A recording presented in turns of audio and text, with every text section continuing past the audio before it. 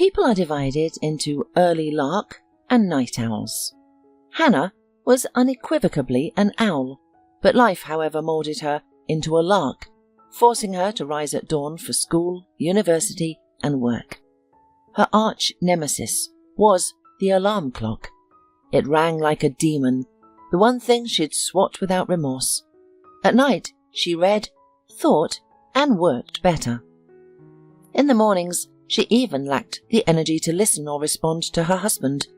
He often got angry at her inattention, while Hannah also got angry because she had asked him not to pester her in the morning. However, by the time she reached work, she'd be awake and functional. "I'm lucky to have a job I love," she thought. "If I had to drag myself to a job I hated every morning, I'd have no chance to be happy." Her friend Chelsea often complained, "I despise my job. Hannah, imagine every morning my colleagues gather, and the first thing they do is judge each other's outfits. Heaven forbid someone stands out. They'd be ostracized. Then they start whining about being overworked and try to take it out on each other. I try not to get involved, so all the work gets dumped on me. It's easier to do everyone's job than to fight with these harpies." "Didn't you want to change jobs?" Hannah asked. "I did, but remember when I was choosing my profession? I had no desire at all. I went where my mum told me to go. Turns out finance and accounting weren't my thing." While Chelsea's mother had pushed her into her profession, Hannah had taken the path of least resistance. Medical school, technical school, and law were immediately ruled out due to high competition. The pedagogical college remained, and the faculty choice was clear. Literature was the only school subject Hannah adored. She studied with ease and interest, believing she'd made the right choice.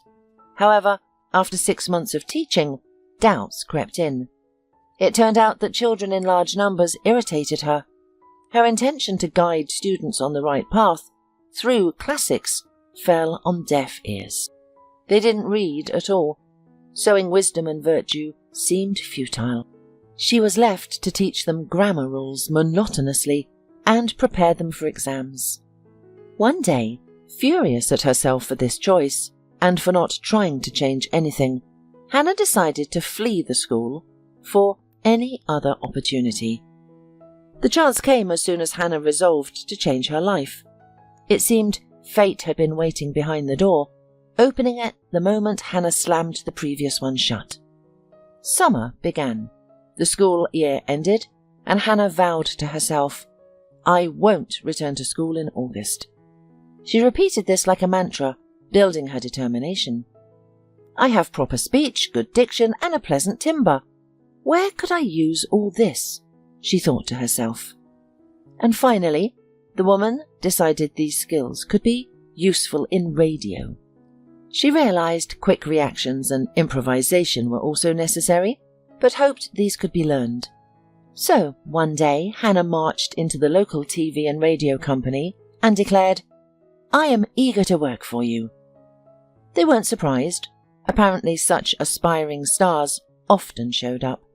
They took her to the studio, had her read a text, recorded it, and sat her in a corner to await the verdict. Hannah sat trembling with excitement. Reading into a microphone is terrifying. Why did I think I could do this? I've embarrassed myself. Stuttering, stumbling, they won't take me. Suddenly a large man burst into the studio. Hannah was stunned. It was a local celebrity, TV star and journalist, Gary Wilson. "Guys, I need your help. I urgently need a female voice. We're short on women. Helen's in the capital for a course. Chloe and Tina are on vacation. We need to air the program and there's no one to voice it. Ben, do you have anyone available?" "Gary, you're acting like a first-time groom. Couldn't you have planned ahead? My girls are all left for the seaside. Natalie's on air, and Anne won't be here for 3 hours." Ben was listening to Hannah's recording, her soft voice filling the studio. Gary was careening around the cramped room, knocking over chairs and microphones. "Careful, you elephant, you'll wreck my studio." "Damn, we're in a bind. Oh, By the way, who's that voice?" "Just recorded her. Not bad, good voice, but she's stiff. No experience at all." "Let me hear." Gary donned the headphones, listening. "Ben, you're too critical. It's not bad at all. Where is she?" "She's sitting over there. Came to apply for a job. Her name's Hannah." Gary wasn't listening anymore. He yanked off the headphones and rushed to Hannah. "Is radio a must? Or would TV work do too? If you don't like it, I'll send you back to radio." He grabbed the stunned Hannah by the hand, dragged her through some corridors, and planted her in a chair in the TV studio. Then he dashed off and returned with sheets of text. "Read this. Then we'll look at the footage. Don't worry, it's not too difficult. And your voice clearly suits the theme." 2 days later, the program was broadcasted. Hannah watched the monitor with surprise, listening to her voice. Somehow it sounded different, changed. She knew it was hers, yet it seemed strange. "Well, beauty, congratulations on your debut. You've done it nicely. Why don't you give up the idea with radio and stay with us?" "I don't have a journalism degree." "That's no surprise. Half of our staff are self-taught, with no specialized education. I'm a geography teacher myself. Among the professionals here, we have 2 directors, cameramen, and a few journalists. Thank God for licensed drivers. Well, I'm going to do a short story. We'll go out, shoot it, and come back. You write your text. I'll write mine, and we'll see what happens. Let's go." And so began Hannah's career on the local TV channel.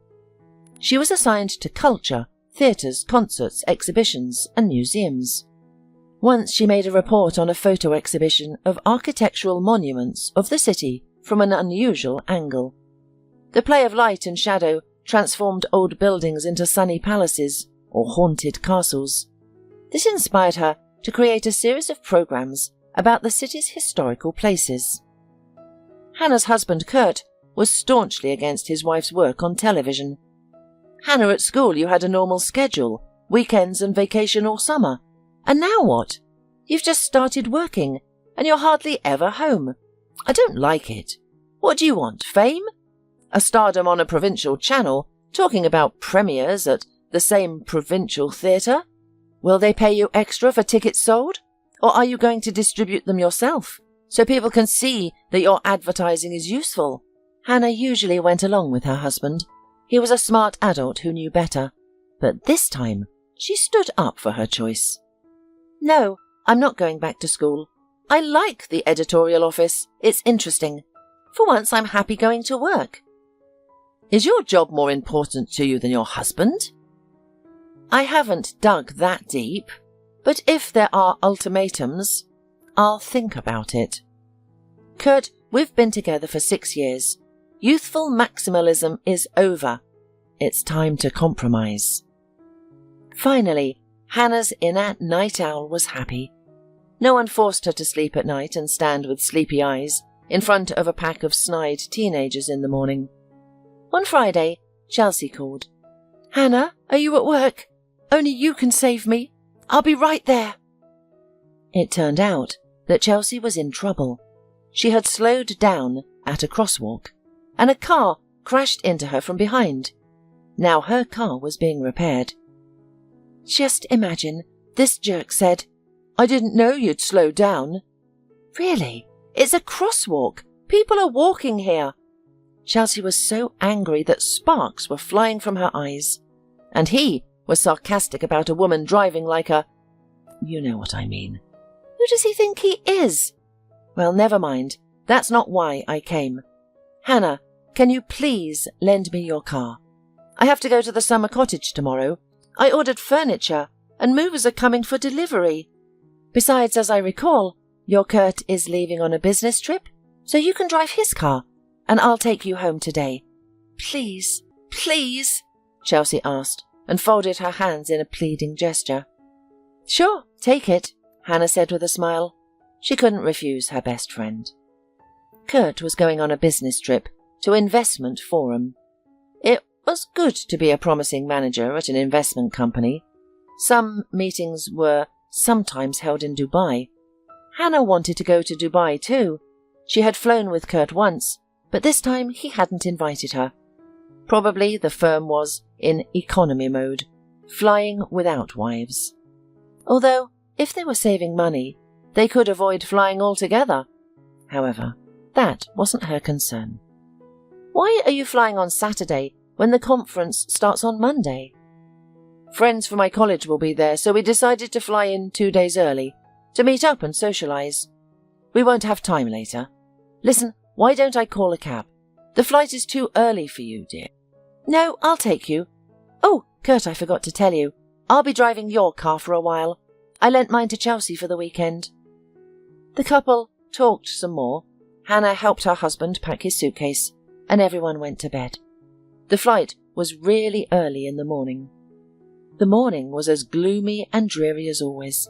Kurt was driving the car to the airport, with Hannah dozing in the passenger seat. Kurt turned on the music, looking cheerful and satisfied. Where does a person get so much energy in the morning? Although if she were flying to Dubai, she would also sparkle with joy and optimism. Hannah was puzzled. She saw Kurt off to the departure zone, kissed him, waved, took a cup of coffee from the machine and went to the parking lot. It's sad, somehow. Not because my husband is leaving, but because I am not worried about it. Before, I would have sobbed for half a day over such a separation, and now I'm even ashamed to admit I'm relieved he'll be gone for at least a week. Yes, our family life has completely fallen apart, and I don't understand when it went wrong. Hannah sat in the car drinking coffee, contemplating her life with Kurt. Suddenly, she realized sharply and clearly that there was no love left between them anymore. Had there ever been? Who knows? He was smart, mature, 7 years older, reliable. Hannah's mother used to say, "You can't miss such a groom. You have to take him before he's snatched from under your nose." So Hannah didn't miss him. She liked him, seemed to love him, but did she know how to love? Admiration? Hormones? Yes, it was.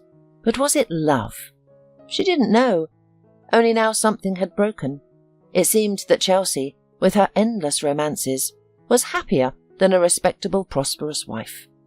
Suddenly Hannah realized she was crying. Nonsense. I'm fine. I've got a husband everyone envies. Let our family life be without sparks and outbursts. But it's reliable and proven. Those relationships with fireworks are on the edge. They flash and pass. But I have something forever, without surprises. Hannah wiped her tears and drove out of the parking lot, heading to her cozy and calm home. Her longing faded away, her mood lifting sharply. Hannah sped along the highway, smiling at the jokes of the morning broadcast hosts from her local TV and radio company. Suddenly, the woman was distracted by a quiet sound, as if a phone was ringing somewhere far away. She looked. Her phone was lying next to her. What's ringing? She drove off the highway and stopped. The sound disappeared. She looked around, checked the back seat, opened the glove compartment. Here's the phone. It's strange that Kurt has two. Probably a work one for communicating with clients. She was about to put it away, reached for the glove compartment, when the phone rang again. Startled, her hand shook, and the phone fell to the floor. Hannah fumbled under the seat, trying to find it, as it kept ringing, with Carla glowing on the screen. Should I answer it? Probably yes. I should tell her that Kurt has flown out. They can call in a week. She pressed the answer button, but didn't have time to say anything. Kurt, are you already on the plane? Mark and I are already in Dubai. The hotel is gorgeous and the sea is clean. Mark, will you talk to Dad? She heard some noise and a child's voice from afar. Honey, the connection is bad. I'll send you the name of the hotel. Kisses, my love. When you land, call me. The phone went silent, and Hannah sat motionless, stunned. What was that? Wrong number? No, the woman called Kurt by name and was waiting for him in Dubai. Hannah still pretended not to understand. No, it can't be. It's crazy. But through the fog in her head, a fierce and firm conviction was growing. You've got it right. Carla is Kurt's mistress, and he has a child with her. Not a casual relationship, but a long-term, one could say, family relationship. How can it be? Years of lies and pretense? Hannah's thoughts weren't forming clearly in her head yet. Everything was too sudden. She imagined returning to an empty apartment. She wouldn't be able to work there. Her mind wasn't on that. She would wander around the rooms, eating herself up and conjuring scenarios, each scarier than the last. No, she shouldn't stay home alone now. There was no point in going to the editorial office. It was a day off, empty, and there were no close friends there to whom she could pour out her heart.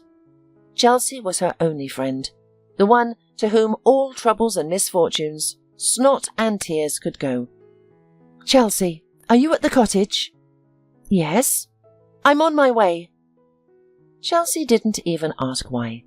If Hannah, early in the morning, suddenly decided to come to the summer house, then something had happened. Judging by her voice, her soul needed healing, and she needed a shoulder to cry on. She always speaks about work with excitement, so it's personal. That's what's weird. Hannah has an exemplary husband, picture perfect and on the honour roll. To my eyes, he's boring and tedious, but he suits Hannah. It's always amazed me that they've never had a single quarrel in 6 years. Everything they had was dignified and intelligent. Maybe that was it. If they had yelled at each other once, allowed themselves a couple of harsh words, smashed a few plates, it might have been easier. No, nothing could have happened between Hannah and Kurt. It was too unbelievable. Well, what's the use in speculating? She'll come and tell me. When Hannah arrived, Chelsea dragged her friend to the veranda, sat her down on the sofa, and fussed over her like she was dying. Hannah took a devastated look, as if she had seen something but didn't understand what it was. What's wrong with her? Did aliens come and take her Kurt away? It's no big deal. They'll see that the object is of no interest and return him, Chelsea thought to herself. Chelsea, stop jumping around. Sit down. Kurt has a second family, Hannah finally said. Chelsea plopped down on the chair. Now she had a face as if she'd seen an alien. How's that? It's beyond the realm of possibility. Hannah, what do you mean? Did you dream this? I heard his Carla. Hannah said and told everything that had happened that morning. Do you think I misunderstood? Hey, wake up, say something. What the hell? How old did you say the boy is, by his voice? About 4 years old? Do you know what that means? If the boy had been 7 or more, okay, things happen in life. First love, a child, but he didn't marry. Then he met you, married you and started a family with you. But it wasn't like this. All those years you shared him with Carla. What an abomination! What a sensitive and caring man. Not a word or a deed, just to avoid upsetting you. I wonder if Carla's not upset either. Doesn't she know about you? Or does he only keep you safe from news about his second family? He must love you more. Chelsea was full of sarcasm. Chelsea, with her intolerance for lies and inability to pretend, would have torn Kurt apart. She'd call him right now, and, without mincing words, tell him exactly what she thought of him. But that's Chelsea.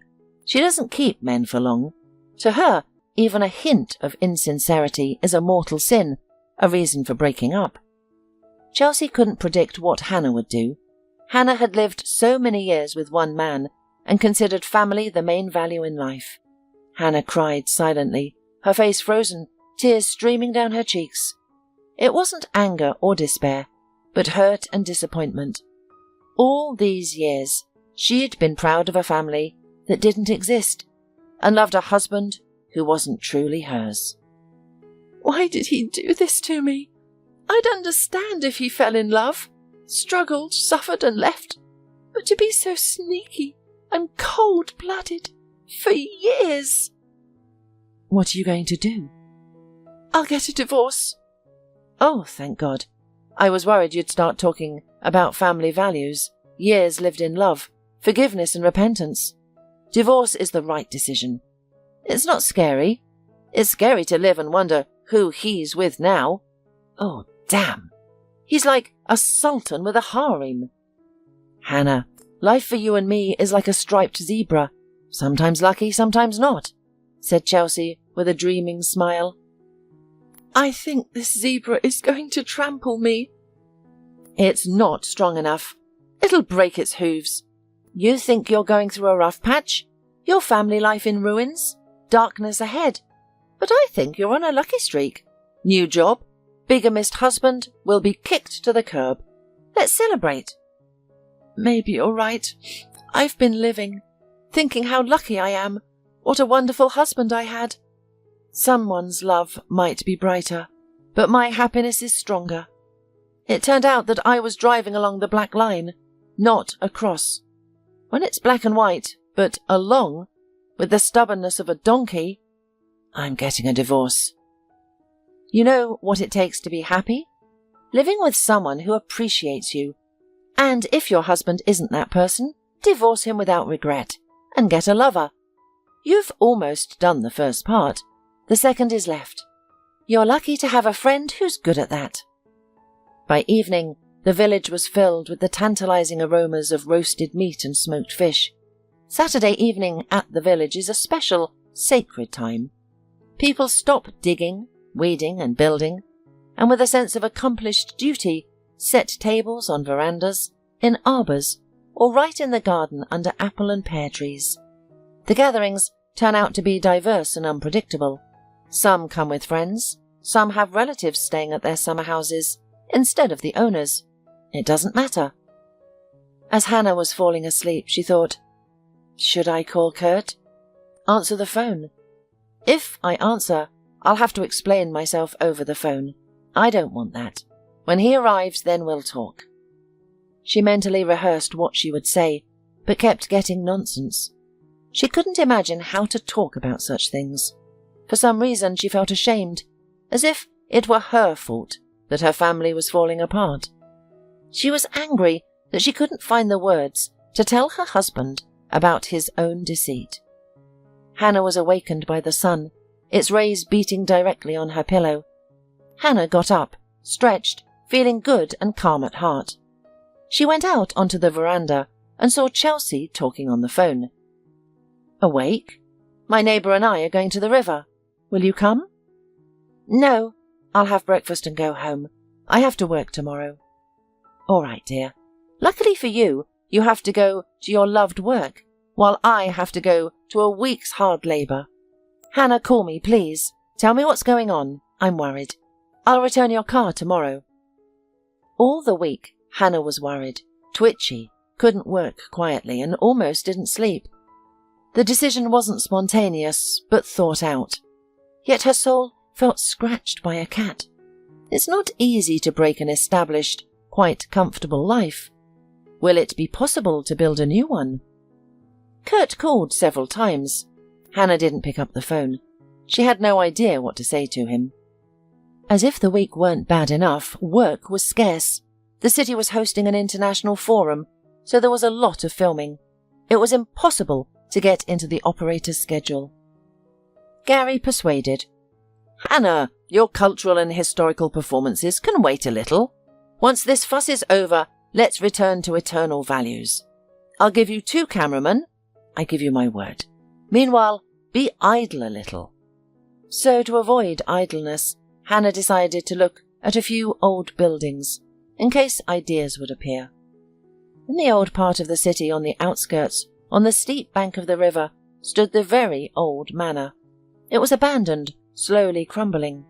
When Hannah arrived, she realized why the building wasn't even listed as an architectural monument.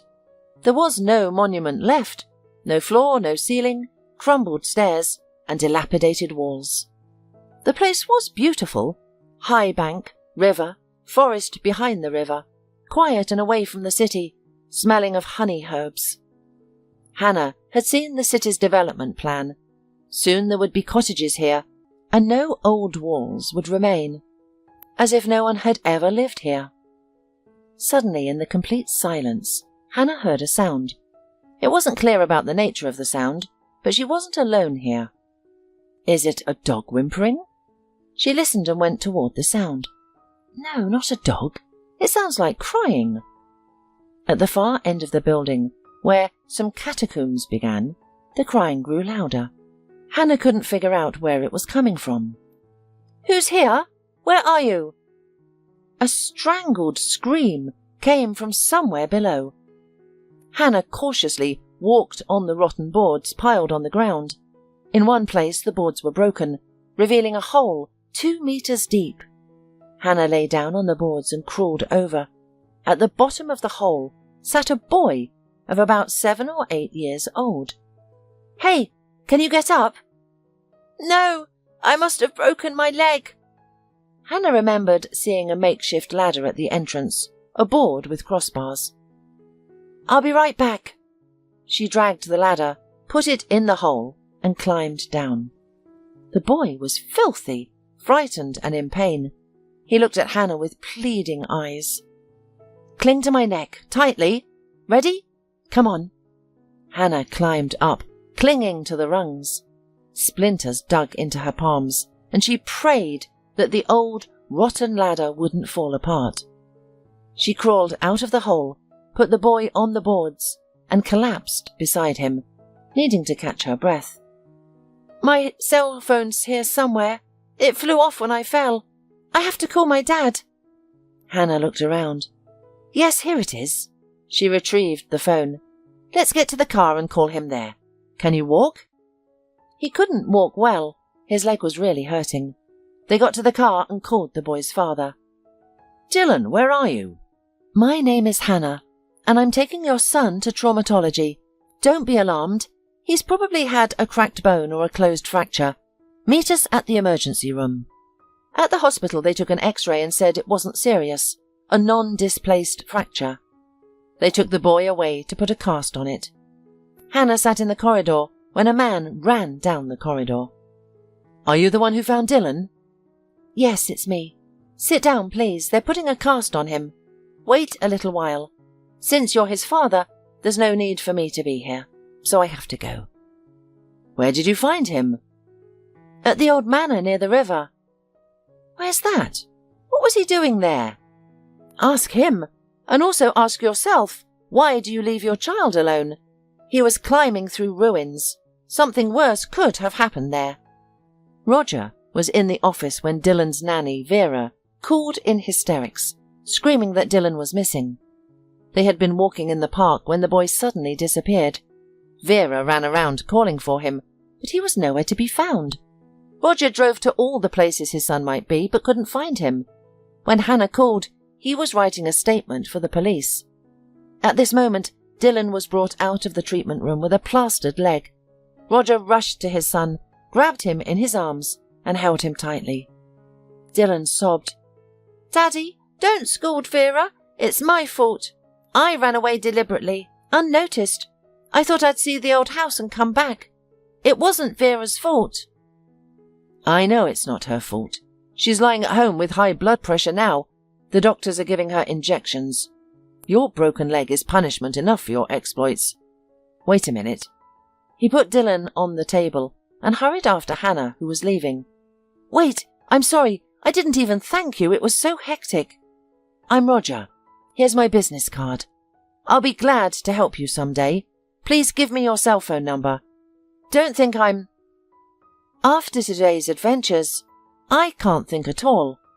My name is Hannah, but I won't give you my phone number. There is no need. Have a lovely day. Get well, and take care of your son better. Tired and dirty, Hannah drove home, only now feeling afraid. What if I hadn't gone to the manor? What would have happened to the boy? It's in the middle of nowhere. I don't think anyone else would have wandered in. He's a good boy, so eager to protect his nanny, and the father is probably not a bad man. At least he loves his son. The week flew by. Today Kurt was coming back.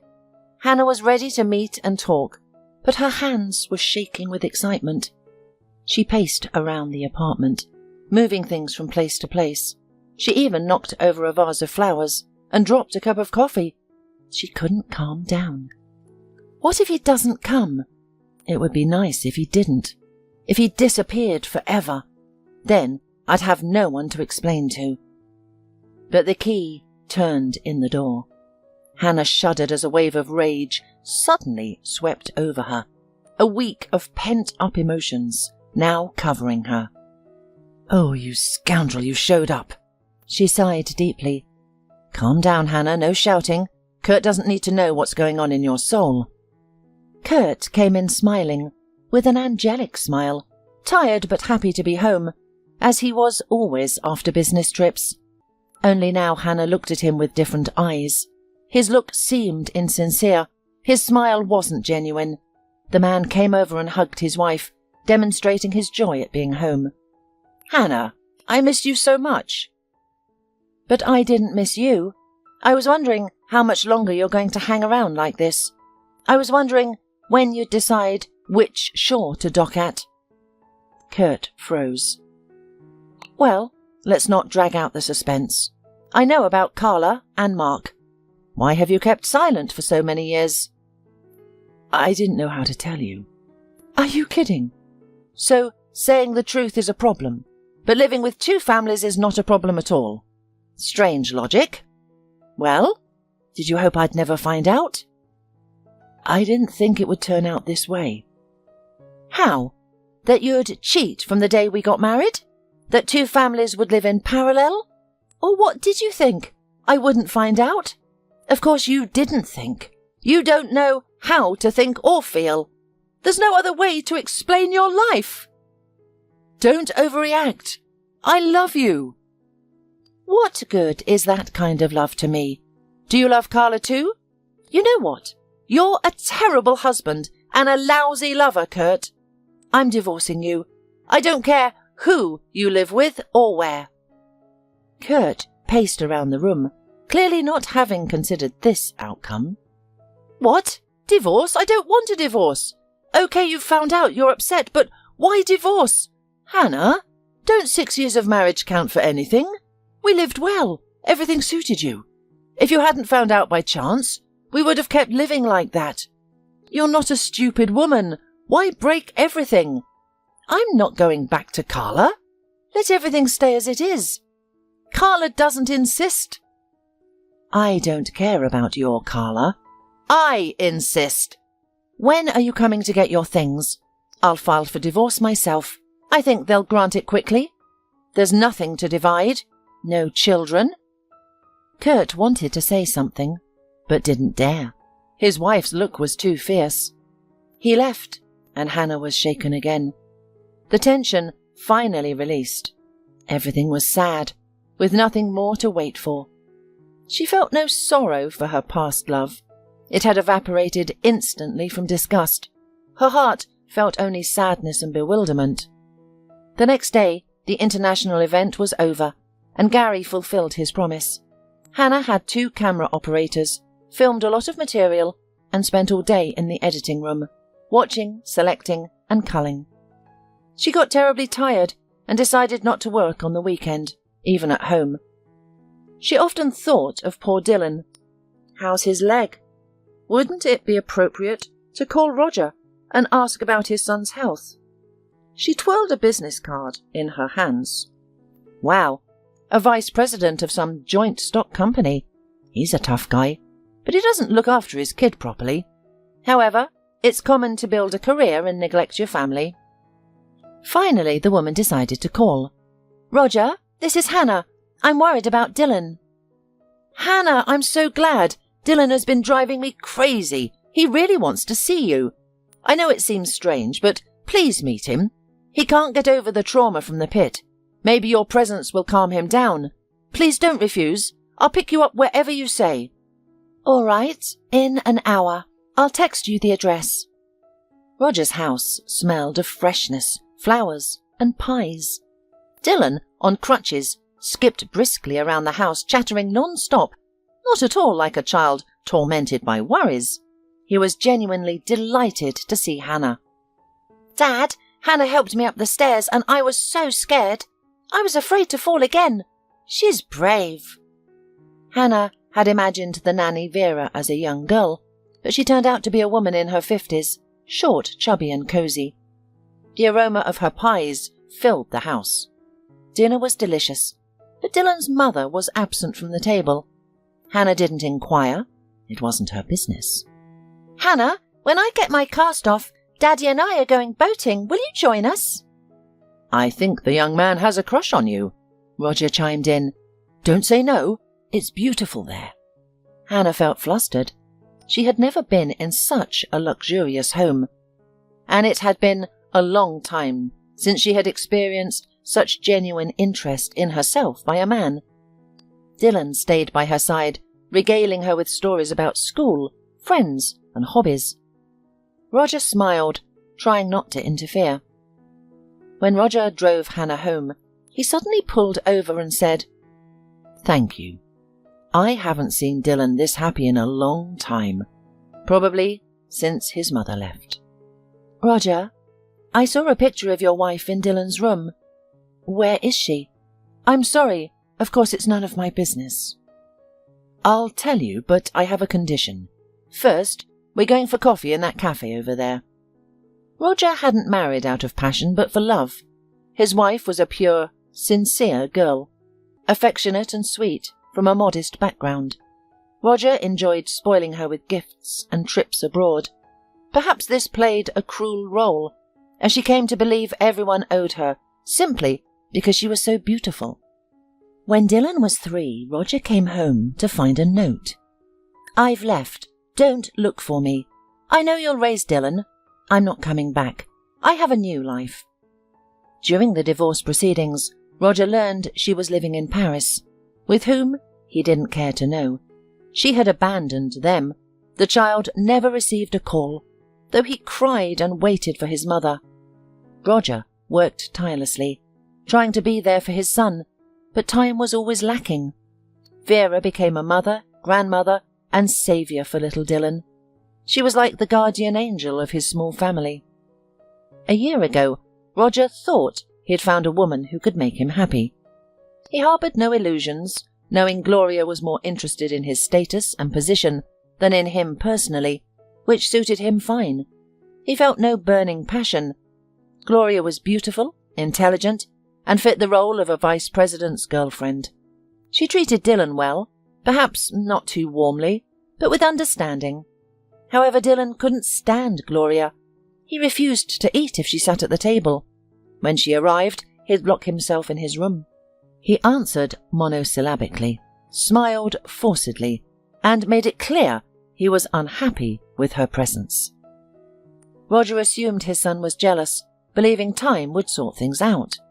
Gloria thought the same, assuring Roger she'd do everything to win Dylan over. One day, Gloria and Dylan were home alone. Roger was at work, and Vera had gone to the market. Gloria burst into Dylan's room, her dress covered in paint. "Did you do this?" "I didn't mean to." "Stop lying! You're always trying to sabotage me, you little brat! I'll get rid of you. Your father will send you to boarding school, I'll make sure of it. Your mother abandoned you, and she was right to do so." Suddenly, the door opened and Roger entered. "Get out!" "Honey, Get out!" Roger was astounded at how he could have gotten involved with such a deceitful, cruel woman. He'd been fooled by her beauty and feigned intelligence. After that, Roger made no further attempts to arrange his personal life. His son's peace of mind was far more valuable. "That's my life, Hannah. You know, I thought after Gloria, Dylan wouldn't accept any woman in the house. But today, he's been buzzing around you like a bee." Gradually, Roger and Dylan became part of Hannah's life. Their meetings were infrequent, but there was a warm, pleasant feeling of having people close to her. Though not quite friends yet, it was heading in that direction. When Dylan's cast was removed, the long-awaited boat ride took place. The lake was truly beautiful. After boating and ice cream, Dylan begged to visit the amusement park. While Dylan tried every ride in succession, seemingly immune to dizziness, Hannah and Roger strolled through the park's alleys.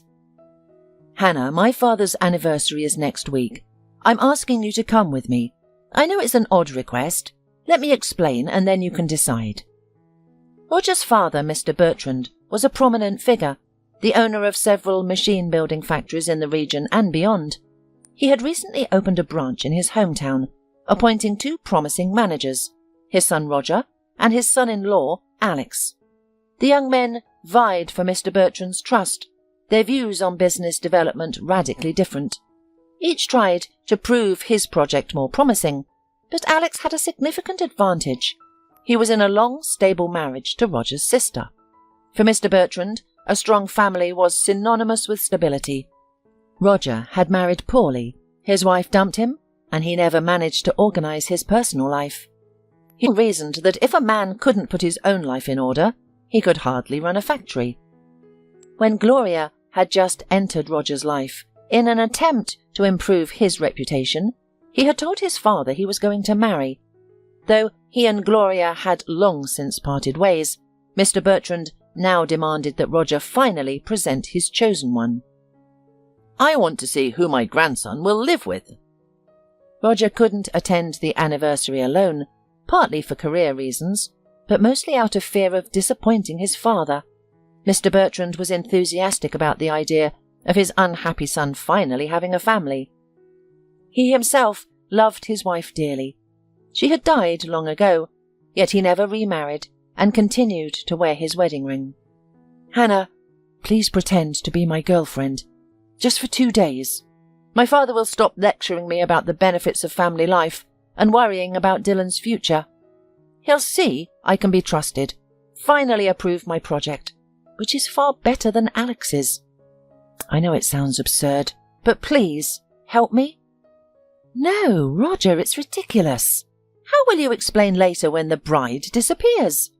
"I'll figure that out later. If I come alone now, my father will be crushed. He'll think I've let him down, and I'm worthless. You don't have to do much. Just visit for 2 days. You'll have a good time there." "I can imagine the good time. No, Roger, it's an utterly stupid idea. Think about it. There's still time." Hannah considered. She'd gladly accompany Roger on a visit, even to his father's house. But to play the bride? To pretend? To deceive? No, that was impossible. However, she wanted to help Roger so badly. To confirm her doubts, or perhaps dispel them, she called Chelsea. As usual, Chelsea had her own take. "You must go." "Why? Something might happen there." "What could happen? What are you suggesting?" "Oh, please. It's obvious. You're adults. Why pretend? You can be friends with Dylan, but not with Roger." "Hannah, don't be foolish. It's a great opportunity. You have to go." "Well, thank you, dear. You know, your help has only increased my doubts." On Friday, Roger called. "Hannah, what have you decided?" Dylan's voice came through the phone. "Daddy, give me the phone. Hannah, will you come with us? Daddy's really upset. Please be his fiancée. At least imaginary." Hannah relented. "All right, I'll do it." Mr. Bertrand's country house was impressive. A bright, enormous palace rather than a mere house. A maid greeted them at the entrance. "Good evening. You're expected in the parlour. I'll take your belongings to your rooms." Hannah was surprised by the empty house. Where are the guests? It turned out the celebration was tomorrow. Today was a quiet family dinner with only the father, sister Lindsay, and her husband Alex, Roger with Hannah, and the children. "Hannah, Dad didn't ask me much about my bride or where she works, but I told him you write poems and play tennis." "Great! If I recite something terrible, they'll just think I'm an untalented, aspiring poet. But tennis is worse. I've never held a racket. So try not to arrange any tennis matches here. You must have a court here, right?" At the head of a large oval table sat a tall, grey-haired man, Mr. Bertrand.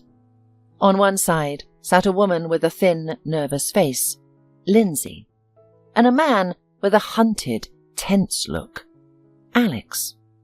A teenage girl and a boy of about 10 completed the group. The other half of the table was empty, presumably for Roger and his family. Hannah felt uneasy. The atmosphere was overly formal, like a scene with a magnanimous landlord and his servants. Mr. Bertrand stood and approached Roger, Hannah and Dylan as they lingered in the doorway. "Hello, Roger. I'm delighted you've finally brought your bride. What's your name?" "Hannah." "Hannah, meet my daughter Lindsay's family, and welcome to our family." Lindsay grimaced, thinking, just like that, into our family? Alex wasn't welcomed so warmly. She is a simple girl, probably after rich suitors. It turns out that it's a piece of cake to get Roger. He must have chosen to marry her out of spite, to steal the project from my husband, but we'll fight it. Dinner proceeded with the highest standards, featuring multiple courses and wines. Lindsay constantly ensured the children behaved properly, frequently scolding and correcting them. No one disciplined Dylan. He ate whatever he wanted, particularly enjoying the cake. Lindsay's son ate a piece and reached for another. "Paul, that's enough." Paul fearfully glanced at his mother and withdrew his hand. Dylan looked slyly at Hannah. "Hannah, may I have another piece?" "Of course, let me serve you." It seemed Dylan didn't like Lindsay's children too much. There was certainly no sense of kinship. Mr. Bertrand watched the family wars with a grin. He was amused by Lindsay's desire to show the importance of her untalented husband by any means, and saddened by Roger's inability to insist on his own. It had long been clear for him that Roger's project was superior. And now the father was happy that Roger would finally marry, and Dylan seemed to like his father's choice. "I think the children can go play now, and we'll talk more. You know how much effort it took to build my business. I don't want it all to crumble after I've gone. This project is a test of independence for Alex and Roger. Alex, you struggle with decision-making. Lindsay dictates your every move. Daughter, you should stop upbringing him. He's an adult. As for you, Roger, according to the latest report, the rolling department is stalling. Dad, we've already delivered new equipment there. We just need to adjust it." "What are you going to adjust? You can't adjust your life." "I'm sorry, Hannah, I don't mean you." Hannah was slightly shocked. What the hell is this? Not a dinner at all. Is it a meeting of irreconcilable relatives or an industrial meet-up? An interesting family. Mr. Bertrand is tough and straightforward. Roger is soft and non-confrontational. Lindsay is a lover of intrigue, and she didn't like me at all. She'll probably arrange some small mischief. Well, I just need to hold out for the night and day. And then was another surprise. Hannah and Roger were put in the same bedroom, rather than separating the bride and groom in different bedrooms. "How are we going to sleep?" Hannah asked. "I didn't think. I'm not ready for a wedding night." The man grinned. "Oh, really?" "I've been dreaming about it. That's why I came," Hannah replied in the same joking manner. "Okay, don't be mad. You take the bed. I'll sleep right here on the chair." "You won't fit." "I'll curl up." "Turn around, I'll change." Hannah opened the closet door and, hidden behind it, bumping elbows and knees, changed her clothes and ducked under the blanket. "That's it. Turn off the light, please." Strangely, she fell asleep almost immediately, probably due to too many impressions. In the morning, when Hannah lifted her head from the pillow, she saw Roger on the floor on a blanket. Ah, so the armchair was too small after all. "Roger, get up. There will be many guests today. I'm afraid I'll say something wrong." "You can say whatever you want, as long as my father believes in our story." "How will you explain yourself later? That we had a fight? Didn't agree on character? And if Mr. Bertrand finds out that I'm not a real bride, what will happen to you? He'll never be able to trust you again." Suddenly a rustle was heard behind the door. It opened, and Paul peeped in. "Uncle Roger, Mum asked me to tell you that breakfast is in 15 minutes. The door slammed shut as quickly as it opened. So, Lindsay sent her son. He must have heard our conversation and seen the bed on the floor. I wonder if they'll feed us breakfast, or throw us out of the house right now." Hannah and Roger went down the stairs, and at the bottom stood Mr. Bertrand. "Everyone to my office, and call Dylan." In the office, everyone stood in a row, and Mr. Bertrand asked, "Lindsay, what did you want to say?" "Dad, they're lying to you. Hannah isn't a fiancée at all, just a fake girlfriend. Roger invented all this to promote his project. You don't trust Alex, and these con artists are fooling you. They're not even sleeping together." "How do you know? Did you hold a candle over them? Lindsay, Roger is your brother. Why are you burying him like this? You think I'll kick him out and make your sycophant the director? You don't know me well enough if you think I mix personal and business affairs. We'll find out who Hannah really is." "Dad, I won't let you hurt Hannah." "Roger, shut up. Dylan, tell me, who is Hannah?" "No one yet, but Dad gave her a ring and said they'll get married soon." "Are you happy?" "Of course. I love Hannah very much. I want her to live with us." "That's it. The conflict is over. Get ready to welcome the guests. Remember, it's my anniversary today." Hannah, in a simple dress, felt out of place among the ladies in evening clothes. Her nervousness was heightened by Lindsay, who kept glaring at her all evening. In the middle of the evening, when Mr. Bertrand was warm from congratulations and drinks, Lindsay whispered, "Dad, since they are getting married, can we arrange a surprise? Let's take care of the wedding ourselves." Finally, a sensible suggestion. He took a glass of champagne and turned to the guests. "Gentlemen, I have a toast. My son Roger is getting married." The guests clapped enthusiastically, reaching out to Roger with congratulations. Mr. Bertrand continued, "I'll take care of the wedding." Roger jerked to say something, but his father wouldn't let him. "Don't mind. I've made up my mind." "Hey, lovebirds, I've got you now. How will you get out of this?" thought Lindsay, looking at Roger and Hannah with a fake smile. Meanwhile, Hannah whispered into Roger's ear, "What the hell wedding?" "I'll think of something." "What will you think of, you thinker?" "Let's tell them right now. It'll only get worse." "Hannah, don't do it in front of everyone. We'll leave now, and that's it. It won't concern you anymore. I'll take care of it myself. I created this mess. I'll sort it out myself." They drove in silence. What was there to talk about? Hannah thought that this idea was nonsense from the beginning. "How could I agree? Thank you, Chelsea. Now I'll lose Roger and Dylan. I won't be able to communicate with them as before." As for Roger, he thought the best way out was to stop pretending and get married. "We can do it without a celebration. Just get married. All I need is Hannah around." It's a pity Hannah couldn't hear his thoughts. Dylan didn't think about anything.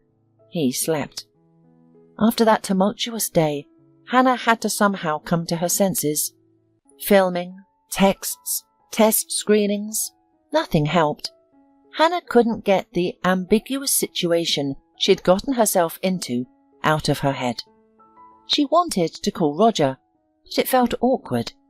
There was some reticence and shyness between them now. I knew it. The friendship is over. A few days later, in the evening, as Hannah tried to concentrate on writing, but couldn't, the doorbell rang. A tall, pretty blonde stood on the threshold. "Hannah, I need to talk to you. I'm Carla." Hannah was surprised, but let her into the apartment. "Hannah, I understand you're offended. Kurt left. You realize he's not coming back. Give him a divorce. We have a son." "I don't understand anything. We've been divorced for a month now. So he didn't tell you?" Maybe he decided to keep you as a backup wife. Carla, you may not believe me now, but chase that lying jerk out of your life. We both wasted years on a worthless man. I don't know about you. You must have known about me. Use your head. He won't change. Let him go, I beg you. What the hell? Hannah opened the drawer, grabbed the divorce document, and shoved it under Carla's nose. Look, here's the divorce stamp. Carla stared at it with wild eyes. Carla, come to your senses. I know you love him. I loved him too. I couldn't imagine sharing him with another woman. Get rid of him. He'll be married, and you'll wait, forever remaining the second wife, the backup. It's harsh but true. As soon as you kick him out, a worthy man will appear. I know from experience. Carla stood up and quietly wandered towards the exit. At the threshold, she turned around, tears in her eyes. Thank you, and forgive me. Well, here's more proof that I did the right thing. Kurt won't change. To hell with it. Roger doesn't call. That's the problem. Should I call him myself? No, the role of a fake bride has been played. Let him call me himself. Of course, she missed Roger and Dylan. Hannah was used to having them in her life, and it seemed that they would be. It even seemed to her that some special relationship was forming with Roger, but apparently it didn't happen. Well, and all right. There is work. There is Chelsea. I'll live. Roger didn't call. He came in person. Hannah, I told Dad everything. How you saved Dylan. How I persuaded you to play the role of a bride. He got angry, of course. Not at you, but at me. And Lindsay. At Lindsay for her spite and scheming. At me for my stupidity and indecision. Mr. Bertrand, a man with a keen eye and a shrewd mind, qualities essential for running a business, immediately saw through Roger and Hannah's game. He realized Roger had brought not just a bride, but a woman he genuinely liked. He was amused by their attempts to maintain the charade without making mistakes. He appreciated Hannah's attitude towards Dylan, and when Dylan stood up to defend Hannah, Pavel knew his son had finally made the right choice. When Roger revealed the truth, his father told him he'd be a fool not to marry Hannah. To know if a girl wants to get married, you should at least ask her. You seem sensible, yet you can't see the obvious. I'm sure if you propose, she won't refuse. Pull yourself together. Why are you such a mumbler? Don't be afraid to take action. After talking to his father, Roger decided not to call, but to propose in person. He was exhausted, realizing he couldn't live without Hannah. Dad, without waiting for your answer, is already organizing the wedding. He's sure you'll agree, but I'm not so sure. I've never said, I love you, never asked if you love me. Hannah, I love you. Will you become my wife? Hannah smiled softly and said, Yes.